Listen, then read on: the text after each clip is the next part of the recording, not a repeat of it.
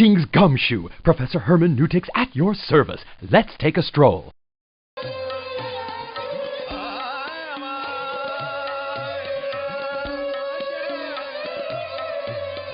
In Afghanistan's Bamiyan Valley, one thing is sure to catch your eye. This 175-foot statue of Buddha, carved into the limestone cliffs by monks around 1400 years ago. Time, weather, and invading armies have damaged this giant, but a monument like this makes you stare in wonder just the same.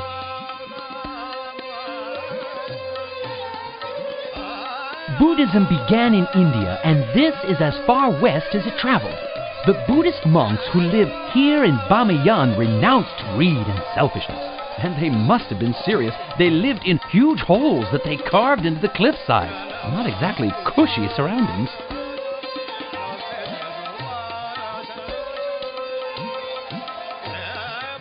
The statues here were built by Buddhists. But today, nearly everyone in Afghanistan is Muslim. Of course, like other religions, Islam has several variations. And like many countries, Afghanistan has different ethnic groups. So you have one basic religion, but many different kinds of Afghanis.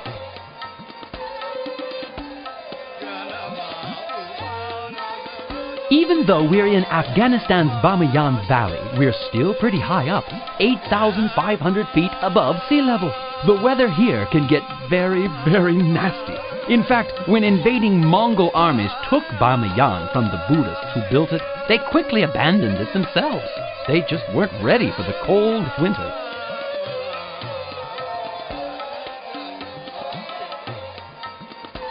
Afghanistan has been invaded over and over throughout history. You could argue about why, but there's one basic reason. It's in the middle. Whoever controls it controls east-west travel and trade in Asia. And when you control the trade, you control the wealth. Goodbye.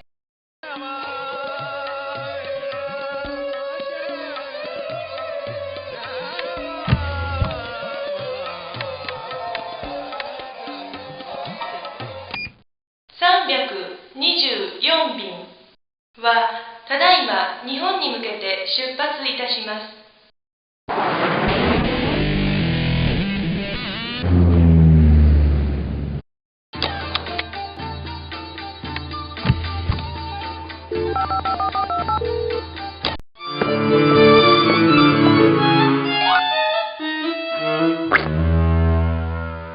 Time for a stroll through Japanese history in Nara.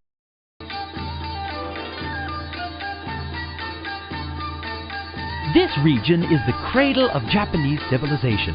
Nara was the first permanent capital of Japan, and the surrounding hills are scattered with historical sites such as ancient temples and emperors' houses. Oh, it's so fascinating. You could spend weeks exploring, but then you've got something else to do, I suppose.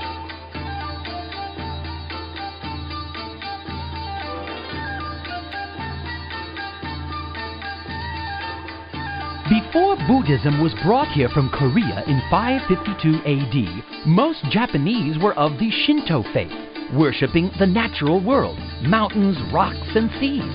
Often, when a new religion comes to a country, older ones are forgotten or repressed. But that didn't happen here. In fact, many Japanese practice both faiths. Intriguing, don't you think?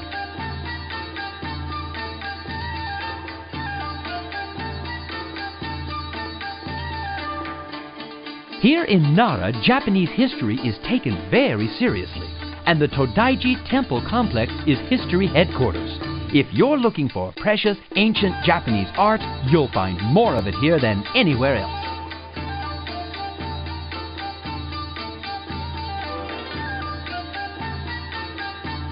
The Hall of the Great Buddha is the center of Nara's Todaiji Temple Complex and has burned to the ground twice before. The most recent reconstruction was in 1708, and even though it's only two-thirds the size of its predecessor, it's still the largest wooden building in the world, and if you ask me, one of the loveliest.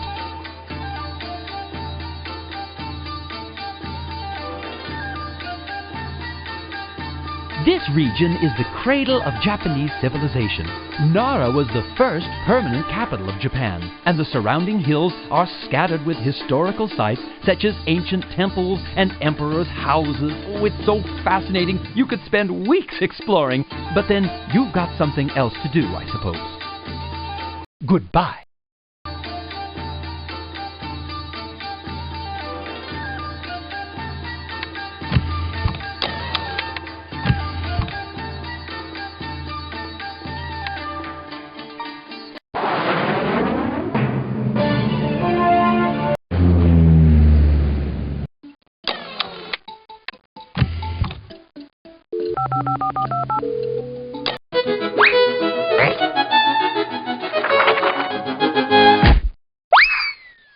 Borobudur, Indonesia, a fascinating spot in a fascinating country. Let's look around. Indonesia is a vast country with hundreds of languages and many forms of religion. But there are two main faiths: Islam, practiced here on Java and throughout most of the country, and Buddhism, which still dominates the nearby island of Bali. If you want to understand a country's people, learn about their religion.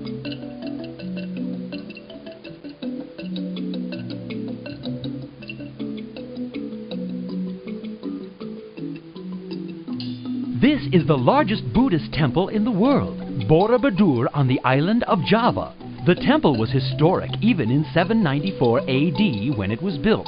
Its thousands of intricate carvings show episodes from the life of Gautama Buddha, a man who lived 1,000 years before the builders. There are layers of history here, and that's why I love it.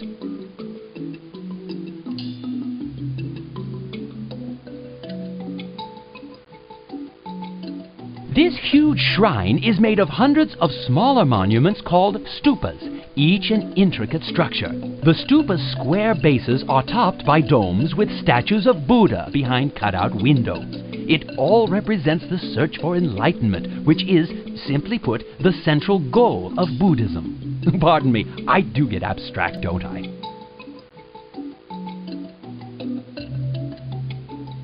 The most amazing thing about Borobudur is how it all comes together as a whole. All those intricate stupas unite to form one huge stupa thousands of feet high and acres around. And the builders even got nature to help. The shrine was built on a hill, so the dome happens naturally. Incredible!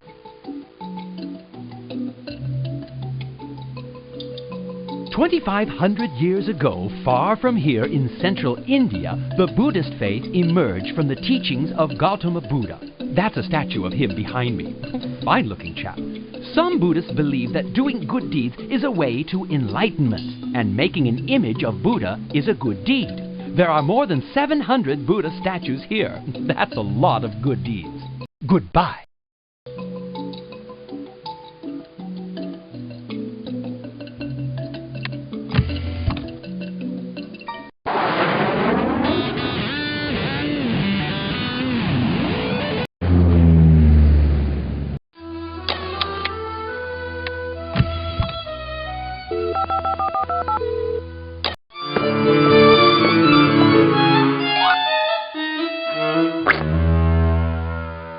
Shalom and welcome to Israel. Let's explore Old Yafo.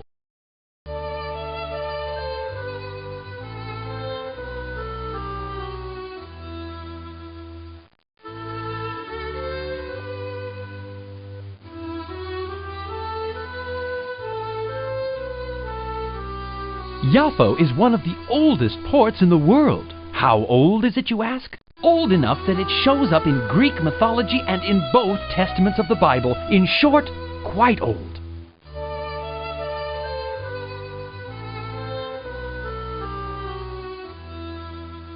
See the city of Tel Aviv in the distance? It didn't even exist 100 years ago. In 1908, a group of Jewish people living in the ancient, crowded city of Yafo decided they wanted a little more room. So they moved north and started a small suburb called Tel Aviv. Now Tel Aviv is Israel's largest city, and Yafo is just one small section of it.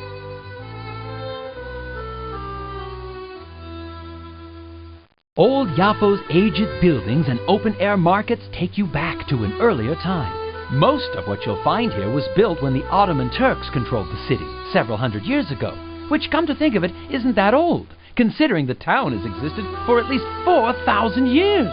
But, as my uncle's cousin's son-in-law Simon says, everything is relative.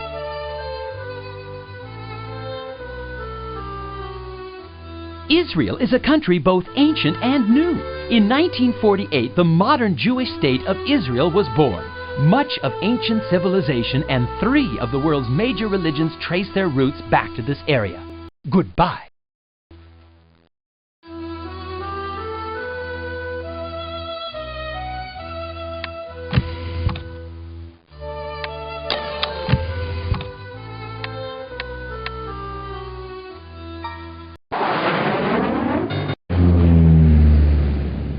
أهلا عزيزي المسافر، احترس من العواصف الرملية في السعودية.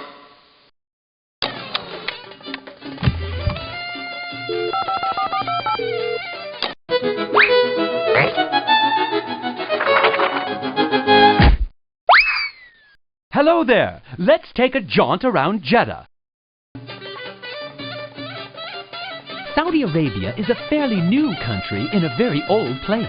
The Arabian Peninsula has been inhabited since before history, but the Kingdom of Saudi Arabia only dates back to the 1930s, when a military leader named Ibn Saud united several regions and different Arab tribes into one nation. Then he declared himself king, and it's been a kingdom ever since. Almost all Saudi Arabians practice Islam. One of the 5 pillars of Islam requires that all Muslims travel to Mecca, the Prophet Muhammad's birthplace, at least once in their life.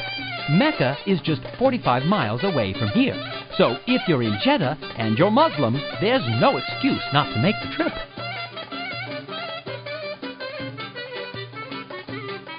When you're studying Saudi Arabia, there's one element you can't ignore: oil. This was a land of nomads when oil was discovered, and is now one of the wealthiest nations in the world. Saudi Arabia now produces 20% of the world's oil.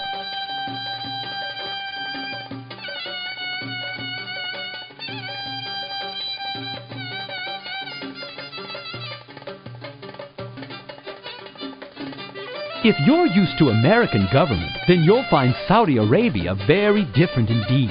The country is ruled by a king, his sons, and their cabinet of ministers. And instead of a national constitution, all laws are based on the Quran, the holy book of Islam.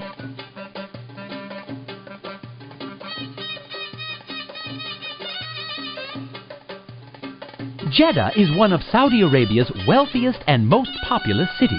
And that's mostly because of another city close by, Mecca. Virtually all Muslims travel to Mecca at some point in their lives, and to get there, they have to pass through the port of Jeddah. Goodbye.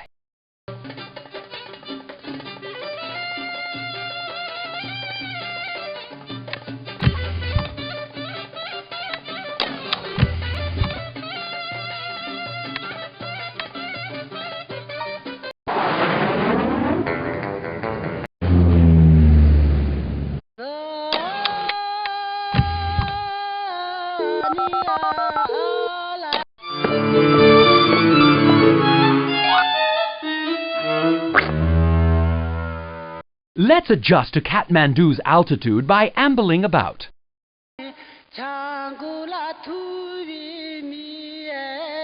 About 90% of Nepal's people are of the Hindu faith, and the other 10% are Buddhist. But those numbers don't tell the whole story, because Buddhism mixes with Hinduism in many ways here. The more closely you study it, the more interesting it becomes.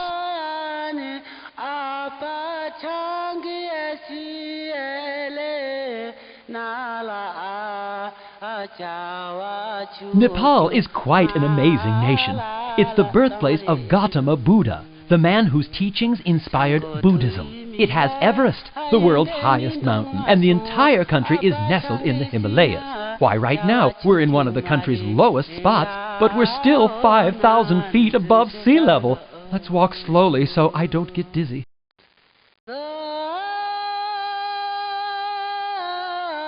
Here's the house of the living goddess, a little girl known as Kumari Gar. How did she get to be a goddess? She was chosen for the honor by Buddhist priests. For her whole childhood, she'll live in this lovely home and be honored with festivals and ceremonies. Not a bad way to spend your childhood, hmm? The locals call this part of Kathmandu Durbar Square. Lined with temples and pagodas, Durbar Square is the heart of Nepalese religion. And since it's where the king of Nepal is crowned, it's pretty important to the government too. If you're looking for the center of the action, this is it.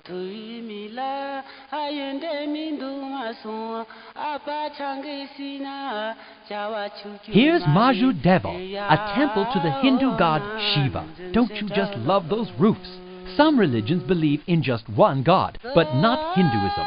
Thousands of different gods appear in Hindu legends, and Shiva is one of the most important. Goodbye.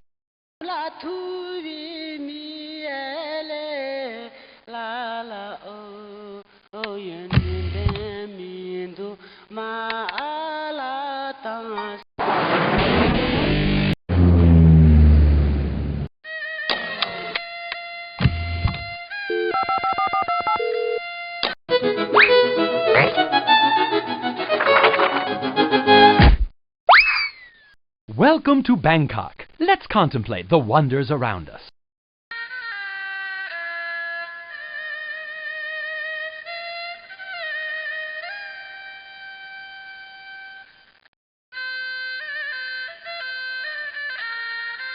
This entire building complex is the Grand Palace, home of Thai kings since Rama I in 1780.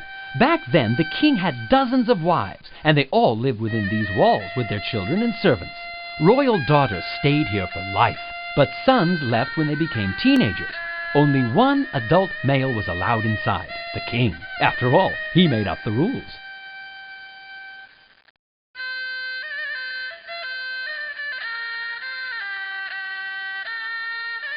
You're looking at Thailand's holiest shrine, the Temple of the Emerald Buddha. The Buddha statue inside is really carved from jade, not emerald, and no one knows who carved it. Back in the 15th century, lightning struck a tiny pagoda in northern Thailand, cracking it open and revealing the 2-foot-tall sculpture. Now it sits atop a huge gilded throne, presiding over elaborate religious ceremonies all year long.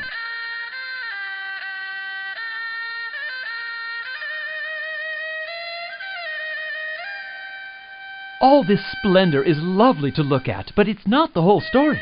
Most people in Thailand are farmers, living in small villages and working the land. Their country's name means land of the free, and for good reason. It's the only nation in Southeast Asia that's never been ruled by a foreign power. Thailand's people have practiced Buddhism for more than 1,000 years, but before that the people were mostly Hindu. You'll find Hindu symbols and statues in many Buddhist temples, especially here in the palace complex. Fascinating thing about Thai Buddhism, it didn't try to replace the religion that came before. Goodbye.